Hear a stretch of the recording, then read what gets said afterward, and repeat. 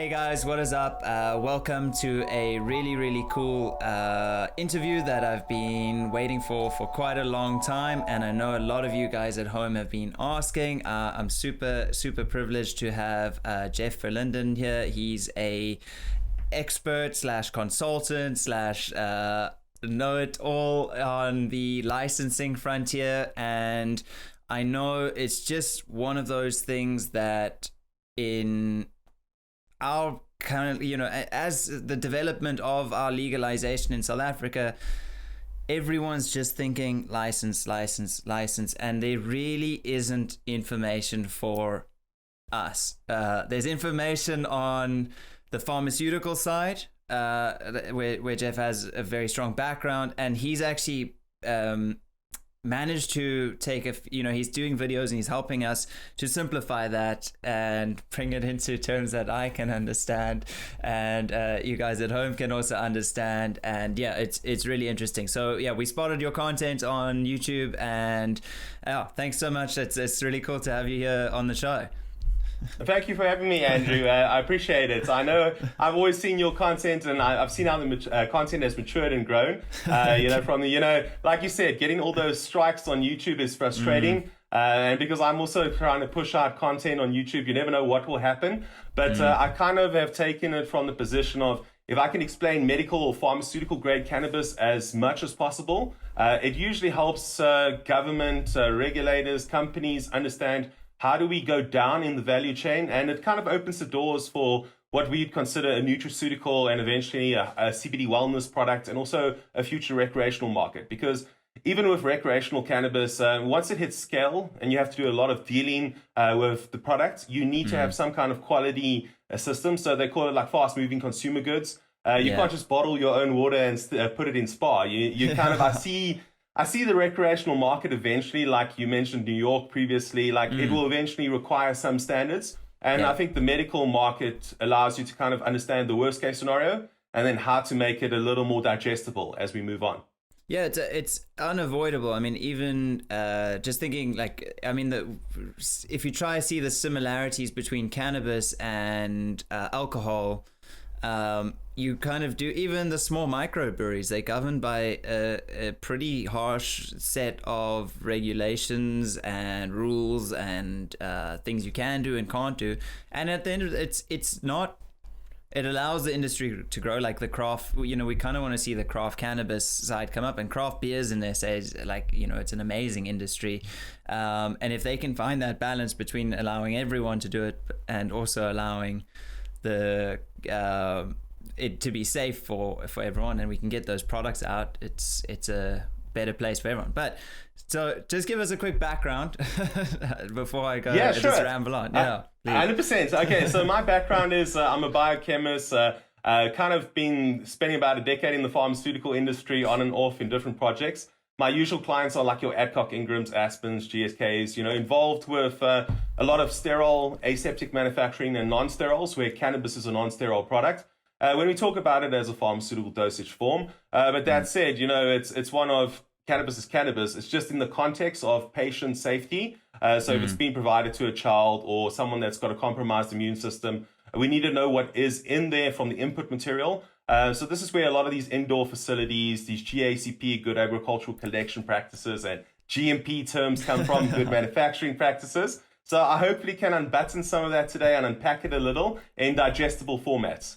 Perfect. Yeah, that's what I'm quite excited for. And I'm also, guys, if I look like a tool at any point, I don't know all of this stuff. I'm not the expert, but I do feel like I've picked up a few things. So just starting off, I guess there's so I believe there's like three sort of broad categories of licensing. If it's cultivation, extraction, and sale. Right. Yeah. So I mean, you can think of it in terms of good agriculture is usually GACP, good agricultural and collection practices, or sometimes GAP, where they omit the collection side of it. So GAP or GACP, and that's really about how do we grow the botanical product of interest. And there's a lot of information. Excipients are quite often derived from botanical origins. So it's not uncommon for developed, mature drug formulations to have some botanical inputs. And therefore, that's quite well documented. And there's some really good guidance from the World Health Organization,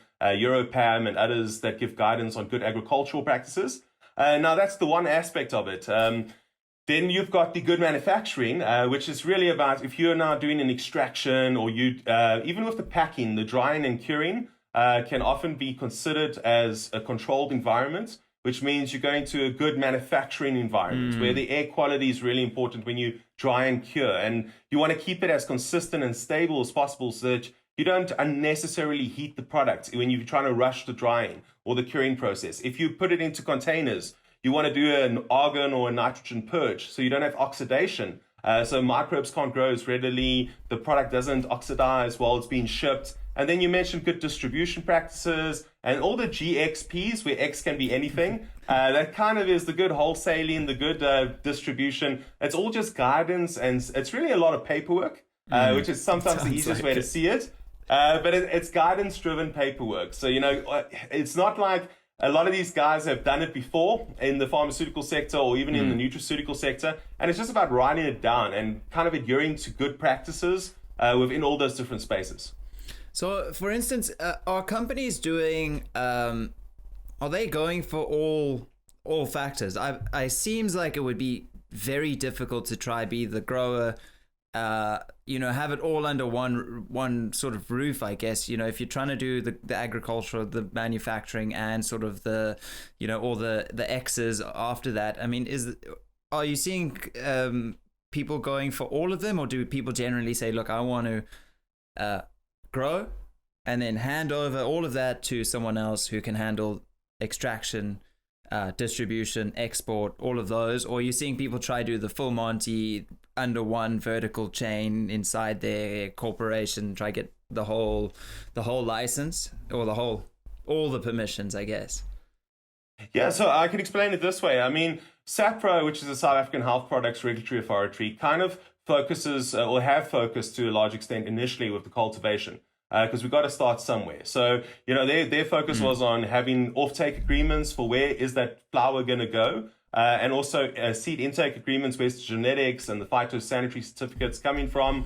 And the intent of that was to have the guys bring reliable source material in, grow it, cultivate it, and then ultimately ship the flower. Now, that by itself can be very complicated in terms of, you need your cloning, your propagation, your flowering rooms, your dispatch, quarantine, because fertilizers coming in as well, or, anything you're going to use in combination with the plant needs to go through a quarantine, a screening, and then also there's the dispatch of it when it's finished as a good, outside of your packing and all of that. So usually that is a single approach from a company.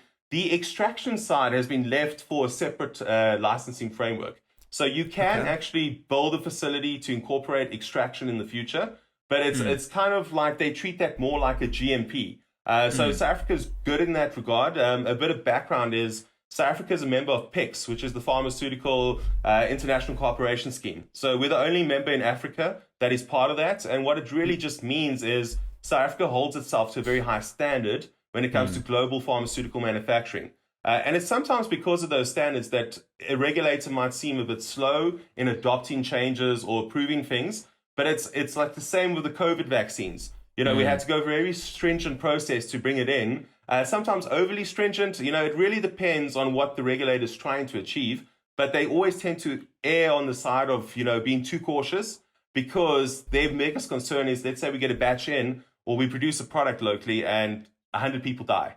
Yeah. Then it just doesn't look good from an international relationships kind of standpoint. Yeah, and they want to obviously create a marketplace for SA to be a producer internationally, and not just for, I guess, African. The higher the standard, the higher you can charge.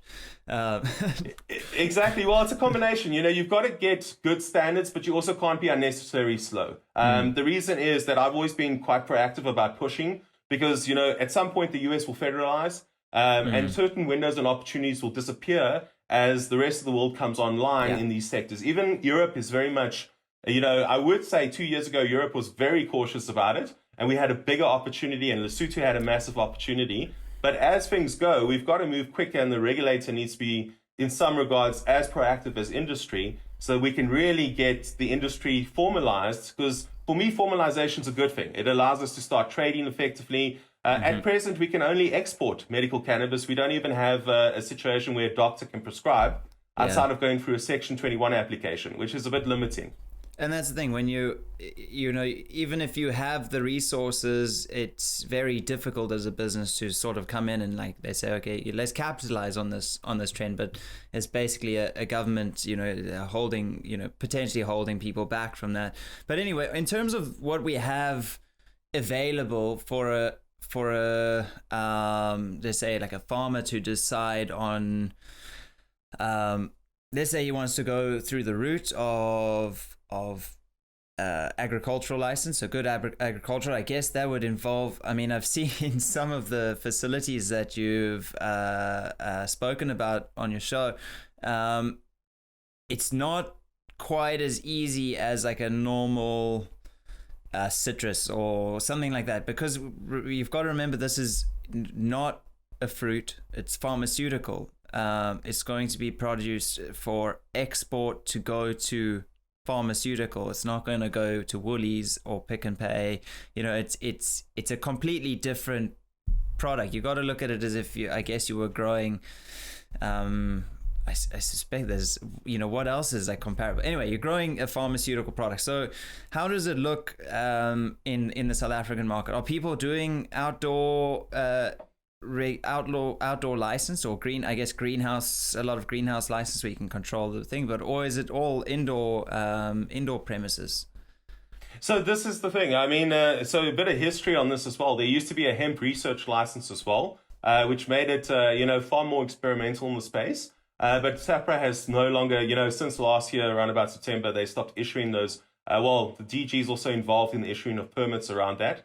But for the last, let's call it about a year, we're sitting with a situation where the main route now is a 22C. And that used to have a very strong kind of upbringing as a GACP, Good Agricultural Collection Practices, where you could do things as, ideally it's a controlled cultivation site. So, it's greenhouses as a minimum. You can do some with netting. There are sites with that. The only real risk here is you've got to control the elements in regard. If it rains and let's say there's a mine that's downstream from you, the water that comes into that facility, if there's any leachables from a factory and that gets into your water stream, or if it rains out of the sky onto your actual plant, because that plant is being packed for medicinal purposes, it's hard to control that. So they often, there's what's called a GMP certificate as well that SAFRO has implemented in the last month, where a site can apply for GMP certification as well. And usually that tends to be reserved for a more controlled indoor or very hermetically type of sealed greenhouse,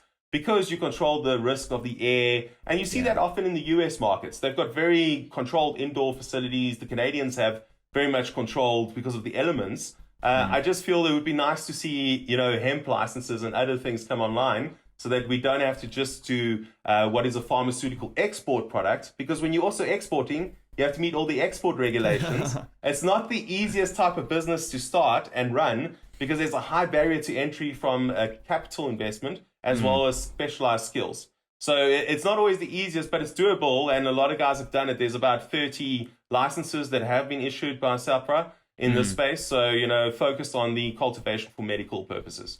Can I put together a proposal for, I mean, this is such a broad question, and it varies. So, I mean, what costs are there? I mean, what are you talking capital outlay to get a facility up and running? No, 100%. Imagine you knew exactly what all of the 30 licensees paid, and you had an average of that output. So, just so you could, because you could build a facility for 500 million rand, or you can build a facility but let's say on average in SA, what do you think they're outlaying for agricultural licenses, extraction aside? So it's always good. I always try to say exclude the cost of the land, because usually the land, I have often, like you said, farmers come to reach out and say, look, I have access to land. I might even have access to greenhouses. But if I just take it that you have land, then essentially, I would say start budgeting from about 5 million upwards depending on what you're doing. And it sounds like a big number, but I think I can unpack it a bit for those listening. It is a big barrier. There are some situations where you can bring in partnerships and commercialize the site. I would avoid going too low on that budget. Maybe you can pull off 4, but the reason I say that is that you got to get the site ready for inspection. So if I can explain the application process, I can quickly do it now. Essentially, what you do is you identify the land you want to, proceed with. SAFRO has all the forms for how to apply on their website. They also have guidance, which we can include in the comments on the video as well. What are the guidance documents? But before you proceed with the site master file, you kind of have to make a case study, put the site master file together, which is what a site master file, SMF, is describing what's going to happen on the site. So I'm going to have a security plan. I'm going to secure the environment, which costs money. So the securitization is an added cost. I'm going to have an organogram of who's involved. I'm going to review, the processes. So I'm cultivating here. How am I doing my cultivation? I'm having a water plant. Was my water quality adequate?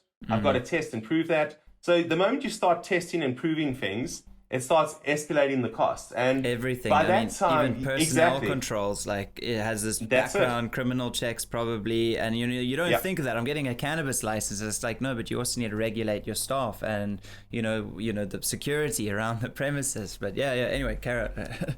Yeah, absolutely. And because it's a controlled substance, access to the sites. I mean, that often is one of the initial costs you look at is securing the site and having live camera feeds inside production of the fences, having it all up on display. Because when they come for the audit, SAFRO, they expect to see your cameras live. They expect to see the rooms. Depending then how you split it, you've basically got your aspects of, how do you integrate your cultivation practices with your packaging? So that transition from good agriculture to good manufacturing, that's also something to consider. And usually these good manufacturing rooms, it's not like you can just have an aircon in a normal room. You've got specific epoxy, flooring, paneling, a central air handling unit so that in a pressure cascade. So what happens is very often the product is kept in isolated environments and the users move in opposite directions. So you've got to control the contaminants that the factory workers or the personnel can bring to the product and also general microbes and how easy it is to clean the facility. So if there is a contamination, can I clean that facility readily? And then you have to document everything. So how I clean, what I use. Like what if this happens? What if this happens? Exactly. So, I mean, from dealing with all the different consultants out there, I mean, these SOP packs are usually over 50 packs, nearly 100 packs. And it's a couple thousand, 2,000 pages of documents. But it's not too different how you'd run a company. Like very often, if you have a company, you have an employment agreement, a job description, what you need to do. It's just taking that and 10x-ing it to the highest level so that nothing can happen. Yeah, that goes wrong. I mean, it's plausible. I mean, that's a lot of money, and it automatically deletes a lot of people from the opportunity. But even I suspect a lot of the people going through this process either aren't, oaks aren't just using their pocket money to they aren't using their money per se to get this off the ground. A lot you do it like you do a startup in a app development. If you want to build an app, you're going to spend a lot of money getting it going. You might need 10 staff members and it might not be profitable for a while. But if you try to look at it as an investment, plus you're buying assets, a lot of that 5 million is assets, it's procedures, it's it's if you don't get the cannabis, you might be able to manufacture something else. So I mean, there is value to it, but that is a lot of dosh. Look, I think the big thing is those, as an investor or someone who's interested in the space, it doesn't help, and I see this often. It might be like someone in compliance says, it's super easy, you pay the compliance fee and then you're good to go.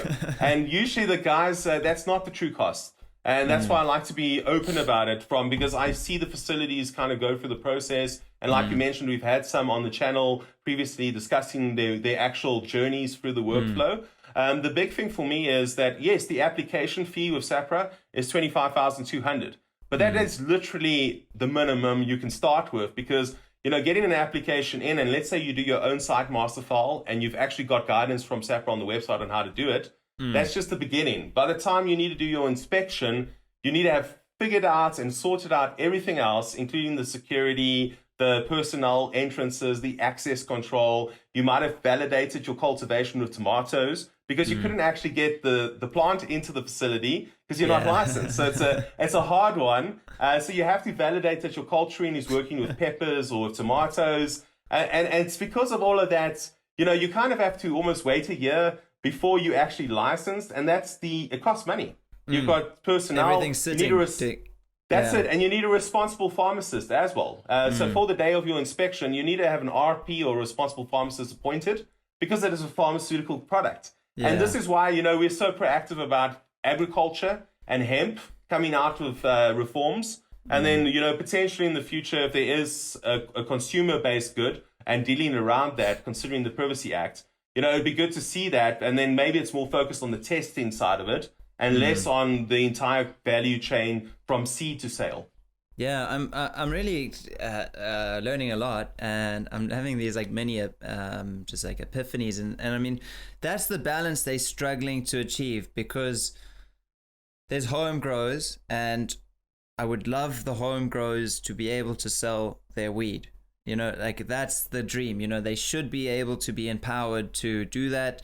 Your club model, and so on and so forth, but they've got it. Where does it change from home growing to like pharmaceutical use? Like the scale of it and exporting and controls on that. It kind of does. It's got this like line. They want rules for people, not people down here, but like this sort of market and rules for this market, and balancing that is quite a tricky task. I mean, it's. You're creating rules that can't upset this group and can't upset that group, but then you want to make the dollars because it's all export. But if the South African, and then I guess they're also probably competing. Here's another question: how is it in Lesotho? Is it comparable costs and comparable ease? So I'll describe Lesotho. So here's the big difference: is South Africa, because of its stringent medical regulator SAFRO, Lesotho is a lot easier to move and get things done in a sense. But the problem I have is the issue here comes down to the nature of how licensing is issued. There it's one of like, okay, you pay enough, you get a license, and there's no inspection of the site to award that license. Now, I'm not a fan of that model because usually, if you're going to comply with things like the International Narcotic Control Board, while you still have to until things change from the UN side, you really need to... I feel it's a job of an inspector or a license awarder to inspect the facilities and make sure, okay, these guys are doing what they said they're going to do, and they're selling it where they said they're going to sell it. Because, depending on how you see legality of it, it's one where you are basically then potentially a drug dealer or not a drug dealer under current reforms. How things stand. So in Lesotho, you can move a lot quicker, you can go for extraction a lot quicker. But now the problem is, if you're selling to Europe as a market, you might require things like an EU GMP audit, where a regulator or someone have to inspect you before the time. Then you'd have to get an official regulator to inspect. And I mean, in Lesotho, there's basically only one facility, maybe a second that's in the process, but one for sure that's got EU GMP. So it's extremely capital intensive, very much resource intensive. And those are facilities that, if we talk about an EU GMP price point, we are closer to that 50, 100 million rand type of facility upward easily, depending on the scale. I spoke with someone here in the UK, and they were actually saying how they currently aren't producing anymore. So they were producing, and now they aren't producing. And they said, no, sorry, come visit our facility in 18 months when we've finished our EU GMP certification. And I mean, that's, there's cash for that sort of investment here, but it's wildly more difficult and more money and just a whole lot. But absolutely, maybe they're getting started. They selling to the markets that allow you to, that aren't so strict.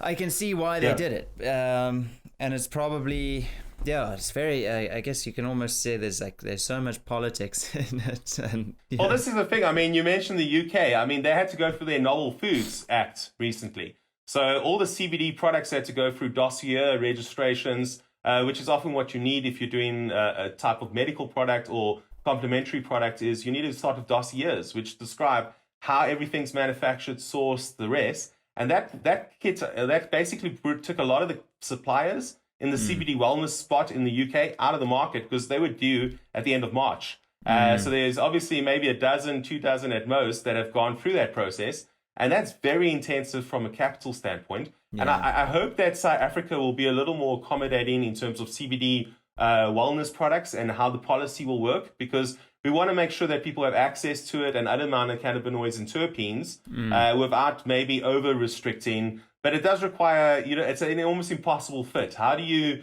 get the guy growing at home to participate in the market while you've also got the medical market? I think one of the keys to unlocking this is also have a local medical market where a doctor can actually go prescribe a cannabinoid formulation. But we need a registered product for that. And those days will come eventually. It's just about how the market matures. I think that's just been rolled out this side as well. I saw Scotland's got its first cannabis clinic where you can go in, get a prescription, and come out. And obviously, there's probably a listed product behind that. But anyway, we're close to running out of time. Just guys that are watching and have made it to the end, we are going to reply to comments just for sort of the next 2-3 days after this goes up. Just to Jeff's also going to be replying. I'll try to reply. We'll have a whole bunch of links below with different ways of contacting Jeff. We'll have links to some of his content. He's done videos on quite in depth. I'm surprised that some of the information's even out there, but yeah, security tours, going over a lot of the aspects of a facility with facility owners or facility managers, which is a really, really, I think when you probably the guys in that space, it's really valuable information, and also it's just really interesting from my perspective. So yeah, we're gonna have all of that down, and then also just pop in some comments on where you would, we've obviously I don't even think we've touched on your knowledge here, Jeff. We've just tipped the iceberg, in terms of what we can share with you guys. So if you just want to give us a little indication of maybe there's more interest in the agricultural side or the manufacturing side or extraction. I mean, we can still go very deep into extraction. Yeah, that's my favorite thing. Analytics, testing, extraction, like supercritical, cold ethanol extraction, butane. And then we've got, for testing, there's the uses of a GC, a HPLC, a mass spec, a ICP. We can go on, but we'll answer as many questions in the comments because that's the key. I want, we want people to be able to access the information, not have it in silos, so that informed decision making can be done in the space, not just for investors and guys interested, but also for government and stakeholders in government who watch this. And I know they watch your show as well to get some information on, what is happening on the ground root level that we need to facilitate it for people to have access to medicine and medicinal cannabis outside of the Privacy Act, but how do we get into a dealing state with it? Yeah, 100% agreed. Thanks so much, Jeff. It was an absolute pleasure having you on, and I'm sure everyone's looking forward to a follow-up. I am 100% looking forward to a follow-up, and yeah, thank you for the time and for coming on. Absolutely, and thanks for all the hard work you guys have been doing. I love the show, and I definitely see how much value you've been bringing to building this for South Africa. Perfect. Thanks so much, Jeff. Thanks so much. Cheers. Cheers.